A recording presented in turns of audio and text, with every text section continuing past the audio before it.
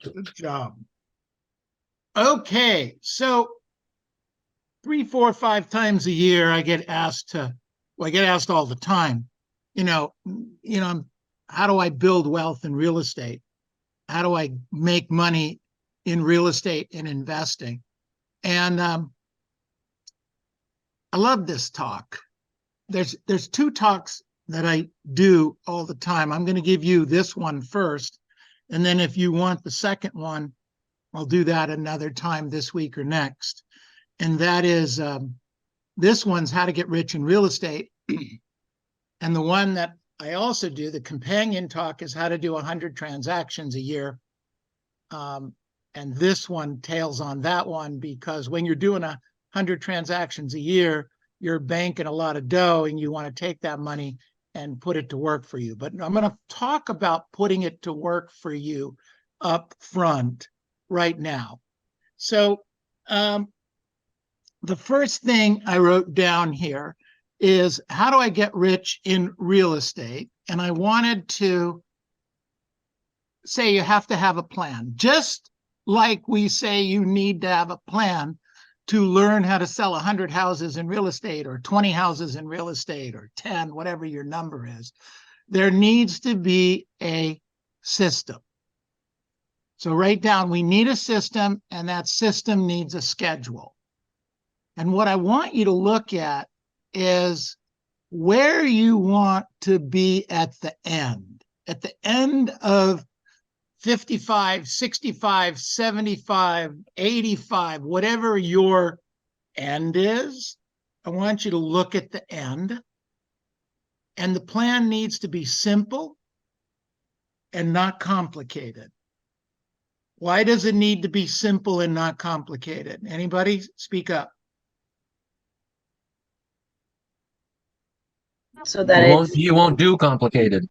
You won't do complicated, will you, Denise? And if it's not simple, Tess, you're not going to do it, right? Tess is on a phone call. She's going to put her thumb up in a minute. Oh, what was the question again? I'm sorry. The plan needs to be simple and not complicated, because if it's not, you're not going to do what? You're not going to stay with it, right? No.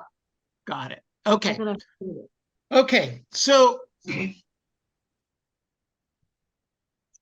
plan requires discipline, consistency, and determination. Now, that's the plan for investing. Could that also be the plan for selling and listing houses? Yes. Right? Yes. Okay. Discipline, consistency, and determination. And the plan must include a great deal of stick-to-itness on your part. I wrote down here, you have to determine how hard is it to stop you, and how easy is it to take you off track. You need to know this about yourself. Because if you are easy to stop, you're not going to continue this. And how easy is it for you to go off track? If you're prospecting and a squirrel goes by, what do? You chase the squirrel, right?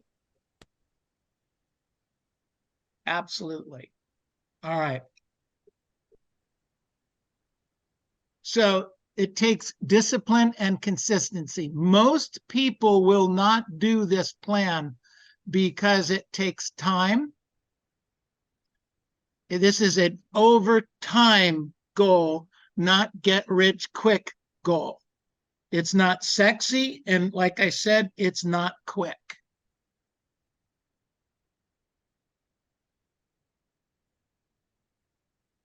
When the plan is fully implemented, it can be worth millions of dollars in the next 15 to 18 years. Okay, 15 to 18 years already bothers me. I don't want to have to wait that long to get rich. The investments could be throwing off thousands of dollars a month in passive income. And by the way, they do. The goal here is to buy one rental property in the next few months, or certainly when you can amass the down payments. The goal is to put 25% down because we don't want any negative cash flow. And you're going to rent the property out, and the rental income should take care of the mortgage, taxes, and insurance. If you don't want to manage the property, it also needs to take into consideration a management fee. The properties need to be bought at fair market value. You don't have to steal anything. It needs to be in good condition, and it needs to be in a good neighborhood, because if you're going to be managing it, you're going to need to go collect the rents, and you want to be comfortable doing that.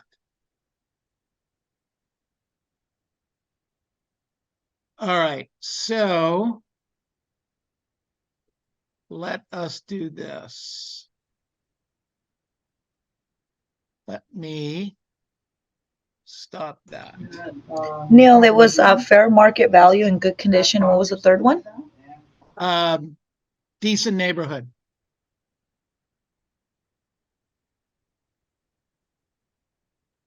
Okay. Buying a property and using your commission is cool. But the deal is you want the property, not the commission. Everybody with me? Yes. Okay, so like what my wife and I have done most of the time is that we'll refer ourselves to the listing agent or to an agent that has access to a particular area that we want to do business in, or a particular business building we want to buy in. And we'll refer ourselves for 25% referral fee, which kind of pays the closing costs. And the agent gets to double in the property. We're perfectly fine with that. We don't need to grind every penny out of it.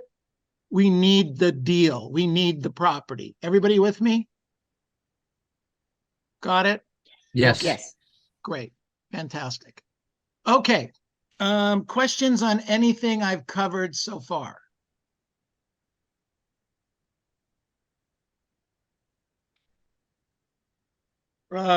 Robert did a quick, pulled a quick, what properties are available in LA County, Orange County, San Bernardino County, and Riverside County that are $400,000 and less as of an hour ago, either coming soon or on the market right now. Okay? You want to take a guess of how many there are in those 4 counties that are for sale as of 2 hours ago? Put it in the chat box real quick. 0. Okay, good guess. Okay, put the number in the chat box. Come on, come on, come on, come on. 1, 3, 4, 3, Melinda 300. Any other guesses? Can you repeat the question again, Neil? In LA County, Orange County, San Bernardino County, and Riverside County, how many properties are active and or coming soon in single family, duplexes, triplexes, and fourplexes? Jesse Becerra went to the sky. 1.2 million, Jesse? You go, baby. You got to think big, Neil. I guess. Okay, the actual number as of 2 hours ago was 2,140. 2,140 active properties. 2,140 active properties. Now, the reason I want you to check that out, and I don't know what's going on, Juan Carlos Nuno, in out in Palm Springs, La Quinta, etc. So that might, and we don't know what's going on. I don't think that covers Palmdale and Lancaster, Robert, right? Yeah, it does because they're LA County, so it They're doesn't cover county. It doesn't cover San Diego County or Ventura. Got But it. anything that's within those four counties, so essentially 2 to 3 hour driving distance from end to end. Okay, perfect. So let me share this screen with you, for you. Where did I go? Okay, here we are. Okay, can you see the screen with an Excel spreadsheet on it? Yes. Yes, All right. yes. Okay. So what I did, so first of all, lenders, how much is a non-owner occupied loan with 30% down interest? Give me a number. Anybody? Nobody knows? Okay. I took a guess it was 7% right now. Am I close? Let's go with it. Okay. So with a $400,000 piece of property with 30% down, which is $120,000 down, and you're saying to me, well, who's got $120,000 down? I get it. We're going to have to get a little creative on that. Well, we'll talk about it. 30-year payback, 1.25% in taxes. This is not a condo. It's a single family home. The rent on it's about $2,500. And the annual rent increase in LA County is maxed out at 5%. So I'm using 3% a year. And the insurance on that's about $900 a year, fire insurance. So the PITI on this deal would be $2,330. Principal, interest, taxes, and insurance. The rent's $2,550, and the cash flow the first month should be $170 a month. Questions on what I've covered so far?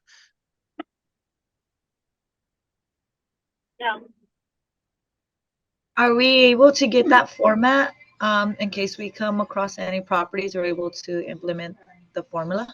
I will.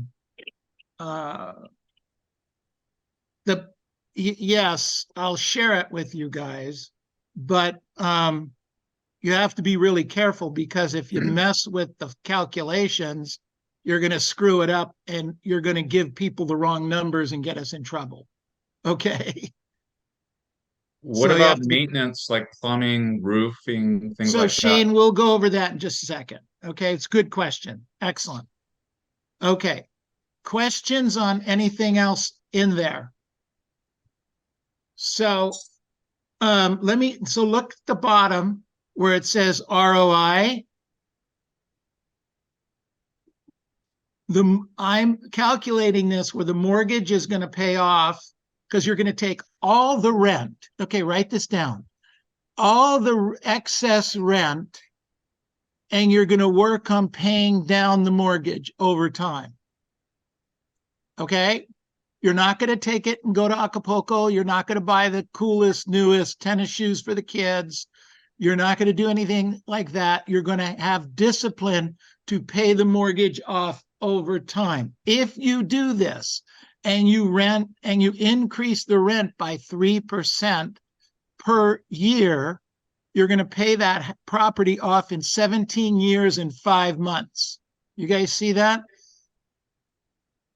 Even though you have a 30-year loan, you're going to pay it off in 17 years and 5 months. The return on investment is $16,000 a year, and it's 13% return on your down payment. Now, here's what I'm calculating. You see the $400,000 that we paid for the property? Yes. Hold on one second.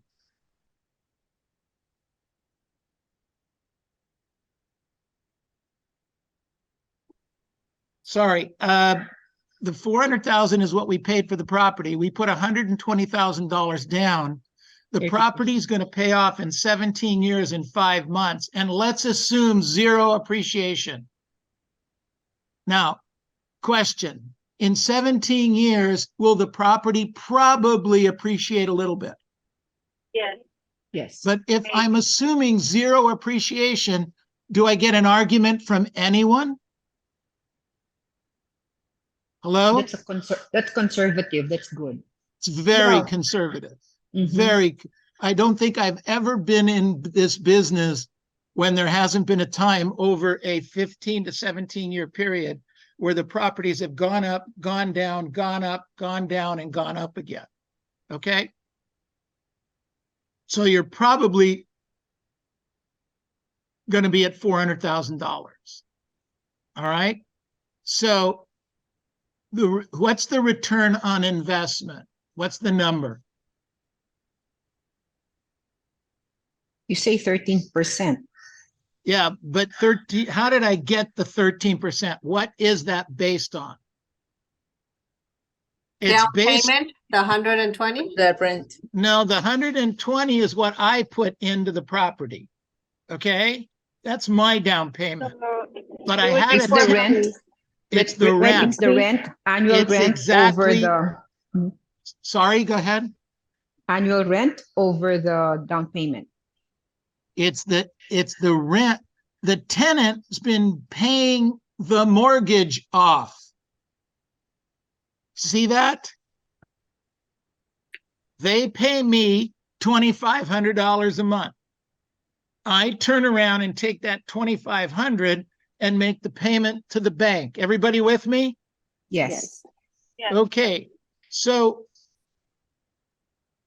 that's my profit at the end of 17 years. The house is free and clear. It's worth $400,000. I sell it for $400,000 plus a little bit of the closing costs so that I break even. I get my 120 back and a profit of $280,000. Does everybody see that? Mm. Yes. Okay. Yeah, Now, I'm so sorry, Neil. Do you mind going over that again? I think I missed it. I didn't quite catch all of that. that's all right. Not that I wasn't listening. I So just I'll do it one wasn't more getting time it. real quick. And for I those was that didn't get it, we'll not do it at understanding. the end again. Okay. So I'll do it one. So $400,000 is the purchase price, and $400,000 plus a little bit in closing costs is the sale price 17 years from now. Okay. Okay. Can I ask a Why? question? Sorry. May I ask a question? Sure. Will there be a penalty for paying it before 30 years? In most loans that you'll do today, the answer is no. You just need to make sure there is no prepayment penalty. Okay. Okay, thank you. Good question. But usually, no, there's no prepayment penalty. Okay. All right. And if there is a prepayment penalty in the loan that you're getting, go find another lender. Okay. Okay. All right. So we got the 400,000. I get at and a little bit more for commission, so that my net is $400,000. The 120 comes back to me as my down payment. I get my down payment back. And then the profit is the loan balance of $280,000 that got paid off because the tenant made a payment of $2,500 a month. And every month, if it's amortized, the payment is going down. Everybody with me? Yes. Yes. Okay. I'm not going to confuse you by showing you the amortization schedule, but there is an amortization schedule that corresponds with this. And we're at 7% interest. We're at today's market for interest rate. And I've already told you that there's 2,100 properties in the greater LA basin of counties in Southern California that you could find. Now, not everyone you're going to like, not everyone's going to be in a good neighborhood, not everyone's going to be priced well, but there's 2,100 options and all you need is one. Certainly in the next month or 2 or 3. Okay, everybody with me? Yes. Good. Okay.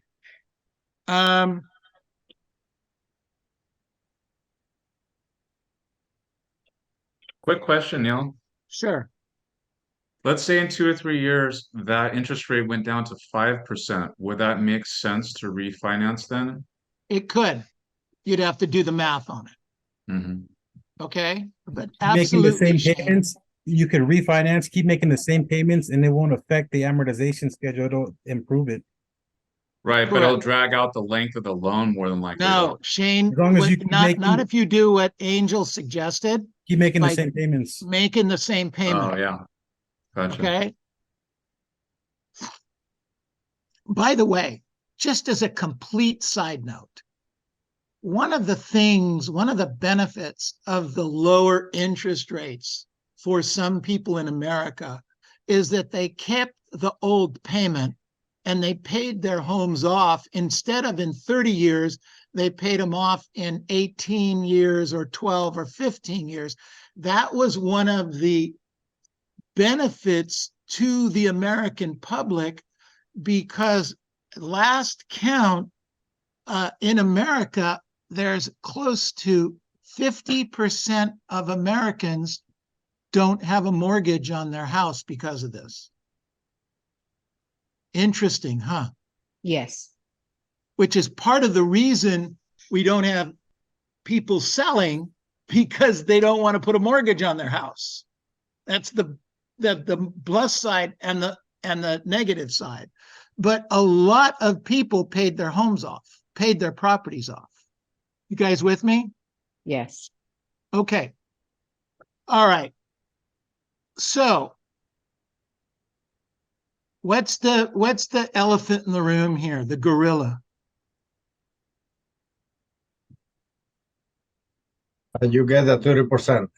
Ah, thank you, Juan Carlos. We have, write this down. Write this down, everybody. We have the winning lottery ticket in our real estate license. We're one of the only fields that, with a little extra effort, a little extra focus, a little extra polishing of our skills, we could pick up 1 or 2 deals more a quarter. Okay? We can. More than the expenses we need. So if you pick up and that's a whole nother class I do on how to do 100 deals.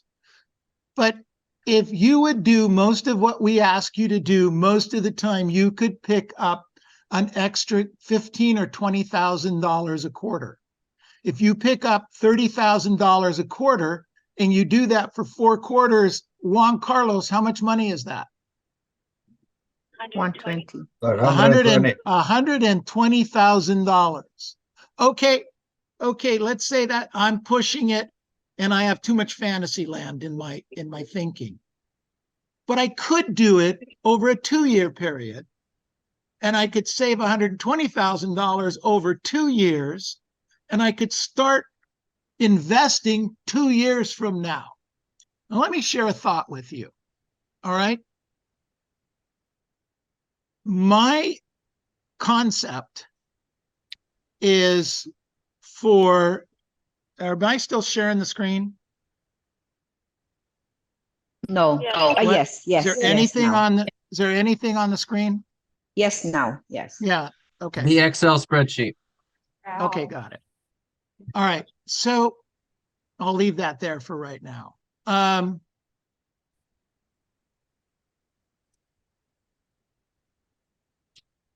Hold on just a second. If you bought, let's use every 2 years, Juan Carlos. every 2 years, I save an extra $120,000. So write the 120 down. All right. And I buy one house. 2 years later, I save another 120 and I buy one house. So at the end of 4 years, I have two houses that are worth $400,000 each, right? That's what we paid for these houses. And we have, and so at the end of 4 years, we have two houses and we have let's say, $5,000 a month coming in as passive income. Now let's fast forward 18 years. In 18 years, one of those houses is going to pay off, aren't they? Because the loan's going to be paid off. Got it? So the loan gets paid off in 18 years. We sell the house for $400,000 plus a little bit to cover the costs. We net all of our money back, and we now have two pieces of property, or one piece of property that's worth $400,000, a true $400,000, and $2,500 a month coming in. 2 years later, the second house pays off, and now we have $800,000 worth of true net equity and $5,000 a month coming in. 2 years after that, we now have $1.2 million in true net equity and $7,500 a month coming in as passive income. You guys see what's going on here? Yes. So Yes. if it pays off in 17 years, and I'm 40 years old today, God, that would be great. And it's 17 years, I'm 57 years old, and my first house pays off. Got it? Yes. Now, here's the deal. A lot of you that are 30 and 40 years old can't see you being 57. But I'm going to tell you, you're either going to be 57 years old or you're going to be dead. That's it. We only got two options. So I choose to be alive. So for my business plan, for the plan I'm going to do, that I'm going to build for my future, for when I'm 57, 67, 77. By the way, when I started thinking about this, I was in my 30s and I couldn't see 40s and 50s at all, let alone I'm 72 years old and I couldn't see 72. You guys get that? Yes. But I am 72 and I'm not dead. Yay, I win. Yay. But that's my point. You're going to be this age or you're not going to be here. So let's plan on you being here. So at 57 years old, my first house pays off. 2 years later, I'm now 59 years old. My second house pays off. When I'm 61 years old, my third house pays off. And I do this for 10 years, buying a house every other year. So I'm going to end up with about 5 houses, and which is going to give me $2 million in true net equity. And it's going to give me $10,000 a month in cash flow. Anybody know what you get for Social Security monthly now? Just under Less. $2,000. How much, Angel? Just under $2,000. Now, I'm getting at 72, paying into Social Security my whole life. I get just under $4,000 a month. Can't believe I can't believe you're still working on that, Good. Neil. I know.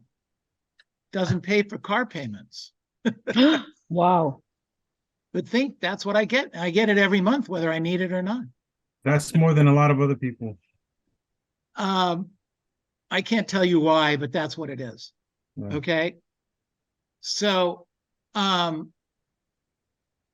Mike Ferry gets a couple dollars less than I do because he retired earlier. I always remind him of that. But at 70 and a half, it's mandatory. You have to take it. At least now. All right, everybody with me? Yeah, so I have a question for you, Neil. So I know a lot of people have their own perspective on like buying properties and selling them at a certain amount of time. So you're advising to buy property and not sell and keep them for the long run?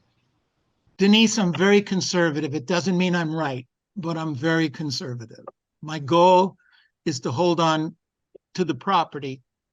I've changed my mind a little bit on that in recent times, but I wouldn't be, I'm not a flipper. I'm not a guy that, in fact, I talked to most of the flippers I talked to regret that they sold a lot of those properties they flipped. They made 20,000, 50,000, 100,000, whatever it was that they made. But whatever it was at the time, it was a good deal, and they should have just held on to it and had that property. So the only regret I have on this conversation, and I have very, very few regrets in my life, but this regret my wife and I talk about all the time is that we could have bought a few more properties along the way, and we didn't. And while we did well, and we have a good amount of property, I wish we would have bought one more every 5 years, let's say. Okay, that would have given us 4 more properties, and on this formula would have been another couple $1 million. And no matter how much money you have, a couple $1 million more is better. Got it? And another $10,000 a month is better. It doesn't matter how much you have, more is better when it comes to this. All right. I have a question, Neil. Go ahead, Tess. With the lending that we have right now, let me clarify what you said. So buy property every year for 4 years. Is that true? Is that what you said? No. But I think you should buy property every year. So here's my question to you. Okay, the down payment will not be a problem. Let's say you make the money, you make the commission, obviously, 20%. How do you qualify every year buying a property, especially with the lending that we have right now? You're not going to. You're going to have to do hard money deals, or you're going to have to Do a hard get lender, money loan. either hard money loans or get the seller to carry the money back. And by the way, at 3%, Tess, it was hard to get people to carry money back, right? Yeah. But at 7%, it's a little easier to get people to carry the money back with a decent down payment. If you give somebody 30% down and you give them, 6%, 7%, for 10 or 15 years, client's going to like that. They can't get that in the bank right now, right? Yeah. I think the easiest way, and which in my experience, okay, is doing the I'm trying to see my goal, because I did my 10-year plan, 5-year, 10-year plan, was do at least 2 a year. So I started doing it. But the thing what's really great is that, which I like to share, is if you have equity on the property that you have, they can actually use that property that has equity, which is within that 70% equity of your home. Then you can use that and then use it as a, how do you do that, Neil? Well, how do you say the word? Use it as a collateral. Pledge it. Yeah. A collateral for what you're purchasing. Right? Yeah, you can. I'm just too conservative, Tess. Got But it. that doesn't mean what you're saying isn't a good idea for you. It's just we've been very conservative on investing. I want to sleep. Because you have rolled up your equity, right? We're talking about average people like us, not somebody like you. Please, Tess. Please. I'm just kidding. That's a good one, Tess. Yeah. Us mere mortals, Neil, are us I mere have to mortals out remind here. everyone on this call I was born and raised in Pico Rivera on Maris Avenue, 5514 Maris Avenue in Pico Rivera. My parents left me a couple of bucks, but no life-changing money when they passed away. And everything has been earned along the way from, basically real estate investing, and listing and selling, properties. All the stuff I teach you to do, the group, to do. Nothing different. So Thank you for that, Neil. that's true. Okay, very You're not a true. debutante. I'm sorry, what? So you're a non-debutante. No, I'm not a You debutante. worked for it. I'm not a debutante. I'm not a trust fund baby. I'm not, Mike Ferry and I are very alike in many, many ways. One of the ways is where we grew up. He grew up in Garden Grove in a 3-bedroom, 1-bath house that probably didn't have a bath. And I grew up in a 2-bedroom, 1-bath house in Pico Rivera. Question, Neil. So from there, how old were you when your first investment, and how were you able to leverage that investment, or did you use any Harmony loans? Did you do an LLC and then take out a no? No, actually, okay. In my case, Denise, good question. I was in the military. Okay. So I qualified for 2 loans. I qualified for I joined the military when I was in California. So you get a CalVet loan, at least at the time. I don't know about now. So I used my CalVet loan to buy a condo in Hacienda Heights, 2-bedroom, 1-bath, 2-bedroom, 1.5-bath condominium that I lived in. And I bought a 2-unit, not at the same time, but later on, I bought a VA loan. It wasn't nobody down because it was an investment, but I was able to use up my VA for that property, and that got me started at the time. But it was all from money I was earning selling real estate. I was listing and selling houses. I was in the real estate business, not as a manager, not as a coach, not as anything different than a listing and selling agent. And I would save some money, and I'd live, and that's kind of how that worked. So Quick question, Neil. Why do you, I noticed you put down 30% instead of 20%. Why is that? If you can do, well, first of all, non-owner occupied, my knowledge is it has to be at least 25% down in most cases. Okay. I could be 100% wrong, and then you could just change the numbers accordingly. All right. But I felt it had to be a 30% down, and 7% would be conservative for this example. Okay.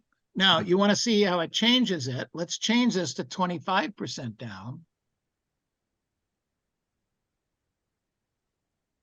And it changes the cash flow to $37 a month, but the down payment to $100,000. See? Yeah. So if you can get a loan with 25% down, more power to you. I want this thing to break even.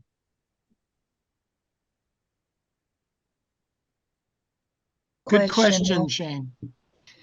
Question, Neil.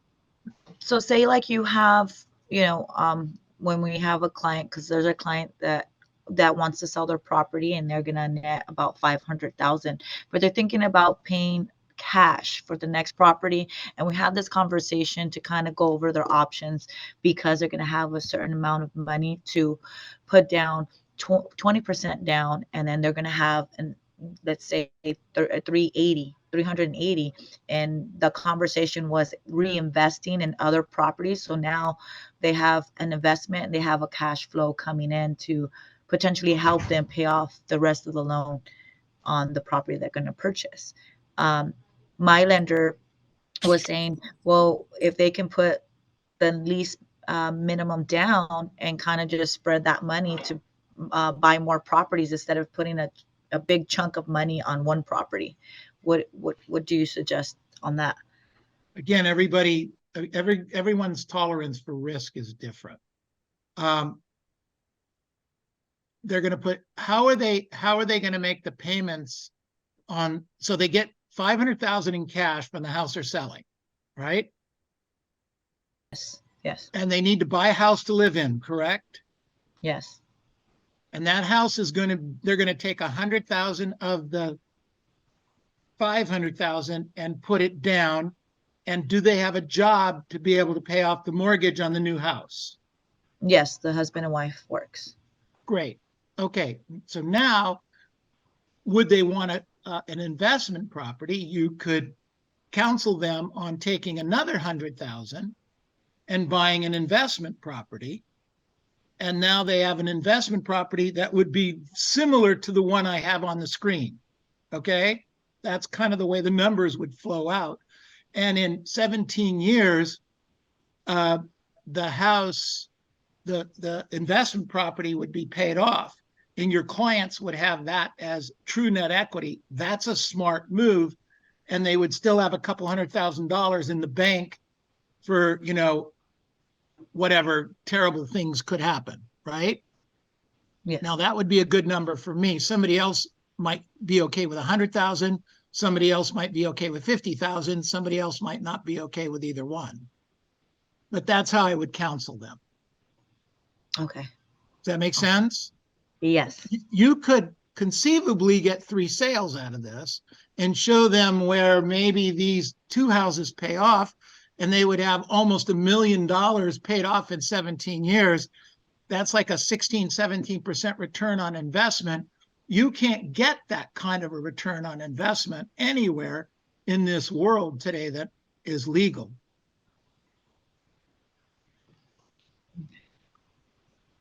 Okay, other So, Neil, questions? Go ahead. Would you rather not pay cash for a house because then you wouldn't have so much of a tax deduction to offset the rent with the I was interest? gonna talk about the tax, yeah. Okay, So- everybody comes from a different place, okay? Most of my properties are paid off, but not because my accountant wanted it that way or I wanted it that way. My wife wanted it that way, okay? So that was the goal 25, 30 years ago when we started. She comes from a family where properties should be paid off. We have friends, dear friends, that come from families where everything is leveraged to the sky. By the way, they have more money than we do, but I don't know that they sleep better than we do. Okay? So that's a personal thing. I can't give you what you should do. Agnes, that makes sense? Yes. Okay. Neil, I have a question. Uh-huh. Go ahead. Would you recommend that if the house pay off, we take Ted said, we take a portion of the money, the equity, to purchase another new home, and then for investment property? I think you should buy as much real estate as you can comfortably buy. Like I said, our mistake as a couple, my wife and I, is that we didn't buy a few more properties, but a few more, not 10, 15, 20 more. Okay. That would have made a difference. Don't get me wrong. My wife and I are very comfortable. And 5 more properties over 25 years wouldn't have made a big difference in our lifestyle at all. But you have to be comfortable in what you're doing, Sandy. I can't do it for you. Okay? But look at all the options along the way. Thank you, Neil. You're welcome. Okay. Other questions? I have one more, Neil. Sure, go ahead, Denise. First of all, thank you for your services. And my question is, besides investing in California, is there a certain area that you invest outside? Okay. That is something I've never done. If it's more than 2.5 hours for me to drive to it, I don't do it. I'm not so sure that was a right decision, okay? Looking back. But I don't want to have all my money outside the state either. I will tell you, it's harder to buy property here. Look, you can go to almost any other state and pay $200,000 for a house instead of $400,000, but it doesn't